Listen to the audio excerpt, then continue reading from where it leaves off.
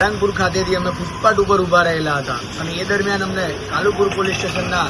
PI દ્વારા અને ત્યાંના બીજા અન્ય વ્યક્તિઓ દ્વારા કે જે ડ્રેસમાં પણ અમુક વ્યક્તિઓ નહોતા એવા વ્યક્તિઓ દ્વારા અમને ઇલીગલ ડિટેન્શન કરવામાં આવેલું હતું અને એ ડિટેન્શન 5:30 વાગે કરવામાં આવેલું હતું અને 5:30 વાગ્યાનું જે ડિટેન્શન કરવામાં આવ્યું અને ત્યારબાદ અમને પોલીસ સ્ટેશન લાવવામાં આવ્યા, પરંતુ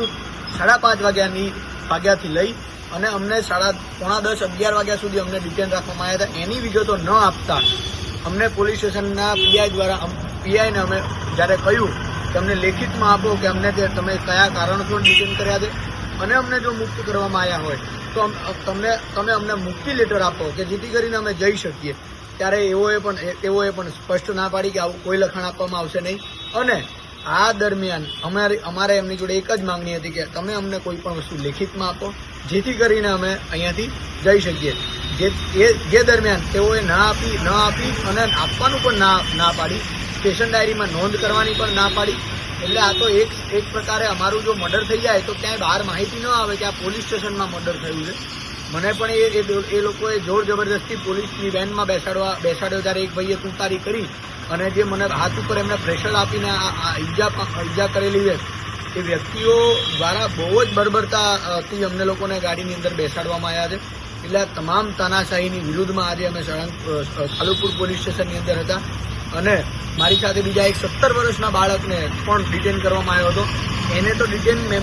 તો ડિટેન મેમોની અંદર ક્યાંય નામ પણ એમનું લખવામાં નથી આવ્યું, કારણ કે 17 વર્ષે એને તો બહારથી ધકેલી દેવામાં આવ્યો છે. જ્યારે અમારી પાસે પૂરતા પુરાવા છે કે એને મારી સાથે ડિટેન કરવામાં મારી પાછળ મારી આજુબાજુમાંથી ક્યાંકથી એને પણ ઉઠાવ્યો હતો અને બોછી પકડી અને પોલીસ વેનની અંદર બેસાડવામાં આવ્યો છે. એવા પણ આપણી પાસે ફૂટેજ છે. તેમ છતાં પણ આ લોકોએ એક 17 વર્ષના બાળકને ડિટેન કર્યો છે. કયા કાયદા હેઠળ ડિટેન કર્યો છે એની કોઈ માહિતી આપવામાં નથી આવી. હાલ એ બાળક એમના મમ્મી પપ્પા સાથે નીકળી ગયેલો, પરંતુ અમારી પાસે અમારા અહીંયા જે કાયદેસર ડિટેન અમને કરવામાં આવ્યા છે એની કોઈ લેખિત કાર્યવાહી એમણે આપી ન હોય, જેથી કરીને આજે અત્યારે હાલ તમે જોઈ શકો 4:49 એટલે કે 27 તારીખના રોજે રાત્રિના 4:50 અમે લોકો અત્યારે હાલ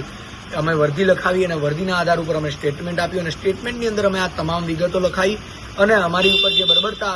આચરવામાં આવી છે એને પણ અમે બતાવી અને સાથે સાથે અમે જે ટાઈમ ફ્રેમ અમે જે હકીકતની અંદર ટાઈમ ફ્રેમની અંદર અમને પકડવામાં આવ્યા છે અને અમને ડિટેન કરવામાં આવ્યા છે એને અમને લખાવી અને હવે અમે અમારા ઘરે જઈ રહ્યા છીએ.